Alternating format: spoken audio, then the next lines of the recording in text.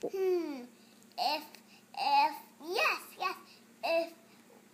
we put Mitt in jail, then Mitt wouldn't come out, and then Obama could stay in the TV forever, and Mitt would be gone. Yeah, but what about Mitt taking Big Bird away? How can we stop Mitt from doing it? Yeah, how can we stop Mitt from taking Big Bird away? If we can make a big, gigantic cage box and put Romany in the cage box and close it, and then Romany wouldn't come out, and then Big Bird can stay and TV all day.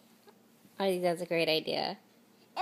I want to put Romany in jail forever and lock it up, and then Romany doesn't come up, and then Big Bird can stay on TV. That's right. You got to figure it out, you know.